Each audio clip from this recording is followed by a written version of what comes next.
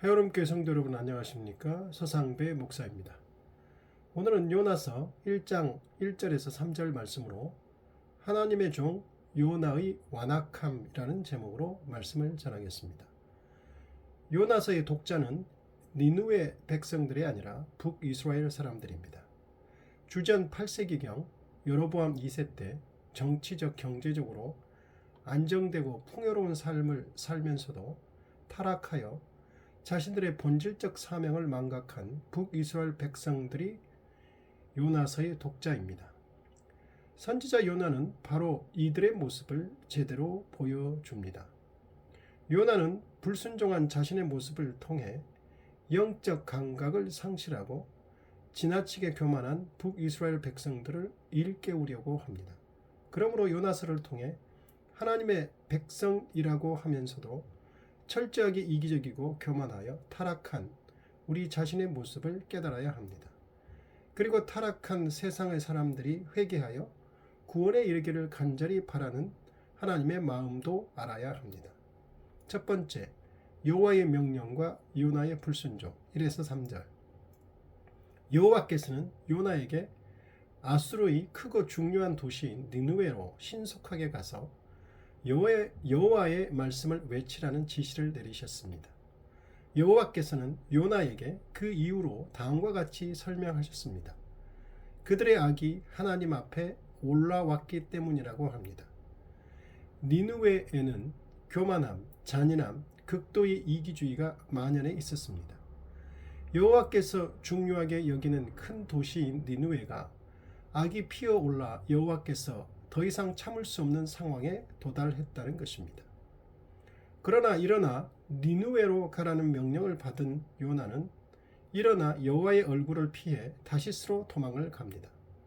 여호와 앞에 서는 것이 여호와를 섬기는 종의 기본 자세인데 요나는 여호와의 종인 선지자로서 그 기본 자세를 포기합니다. 두 번째, 여호와는 하늘과 땅과 바다의 창조자이시다. 4에서 16절. 이 부분에서는 세 개의 장면이 서로 긴밀한 관계 속에서 불순종한 요나에 대한 하나님의 공격을 다룹니다. 이것을 통해 여호와는 하늘과 땅과 바다의 창조자임과 동시에 만물을 다스리시는 자로 소개됩니다. 작은 첫 번째, 여호와께서 바람을 바다에 던지다. 4에서 6절. 여호와께서 큰 바람을 바다에 던지자 큰 폭풍이 있었다는 표현은 큰 폭풍이 하나의 자연현상이 아니라 여호와의 의도가 있는 사건이라는 뜻입니다. 바람과 바다도 여호와의 명령에 순종함을 보여줍니다. 여호와께서 자연현상까지 동원해 요나의 길을 막고 순종을 유도하고 있다는 것입니다. 이 폭풍은 단순한 자연현상이 아니라 불순종한 요나에 대한 여호와의 심판이며 공격임을 말합니다. 이방인인 선장과 선원들은 두려워서 그들의 신들에게 부르짖으며 도움을 간청합니다. 그리고 배를 가볍게 하려고 배 안에 있는 물건을 바다에 던졌습니다. 그런데 요나는 배 밑창으로 내려가 누워 깊이 잠들었습니다. 요나의 이런 반응은 그가 판단력을 상실하고 무감각한 자로 전락함을 보여줍니다. 이방인들은 각기 자기 신들에게 도움을 요청하지만 여호와의 종인 요나는 그런 의식이 전혀 없습니다. 오히려 그는 여호와의 낯을 피하여 도망하는 중인지라 배의 가장 밑부분으로 내려갑니다. 작은 두 번째, 여호와는 누구인가? 7에서 13절. 이 부분에서는 폭풍의 원인 규명과 그 대책을 다루고 있습니다. 선원들은 이 폭풍을 재앙으로 규정하고 원인 파악을 위해 제비를 뽑자고 합니다. 이 폭풍의 재앙은 누군가의 잘못된 행동에 대한 신의 심판으로 판단한 것입니다. 제비가 요나에게 뽑혔습니다. 선원들은 요나에게 5번의 질문을 퍼부었습니다. 누구 때문에 이 재앙이 닥쳤는지 말하라. 내 직업은 무엇이냐?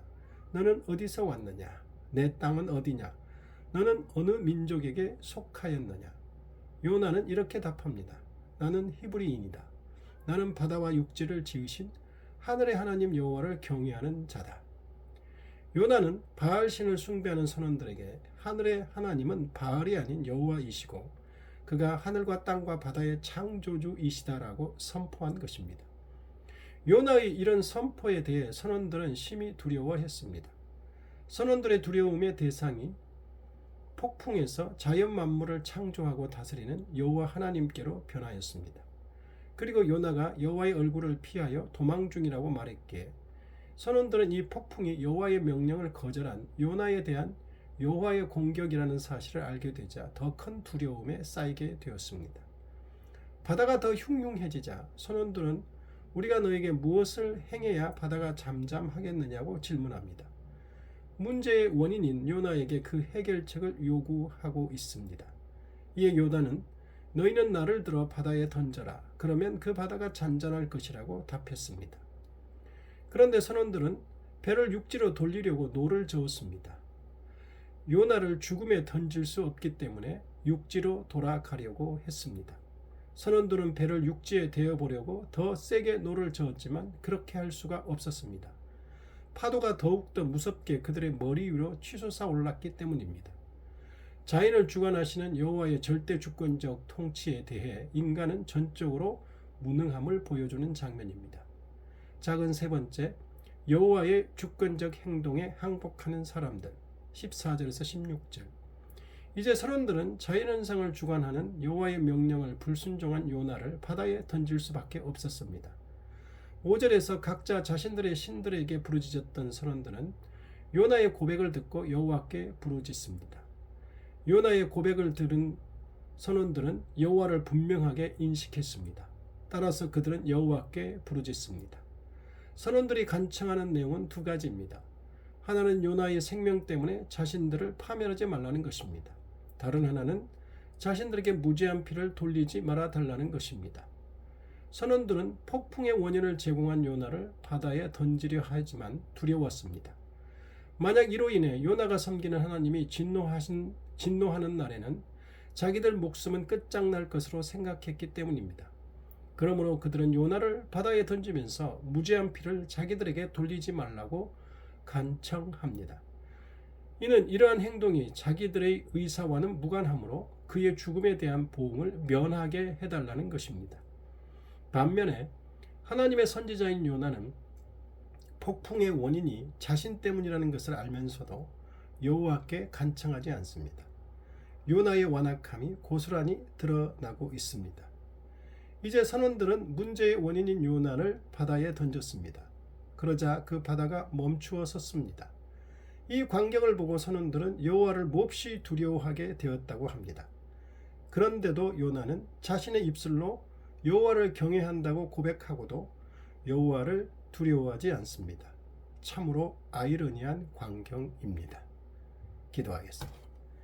하나님 아버지, 요나처럼 우리가 하나님의 백성이고 하나님의 종이면서도 하나님을 잘 알면서도 하나님을 경외한다고 하면서도 하나님을 두려워하지 않는 이 완악함이 우리 안에 있습니다. 이 완악함을 제거하여 주시고 늘 하나님을 두려워하며 경외하며 순종하게 하옵소서. 예수님 이름으로 기도드립니다.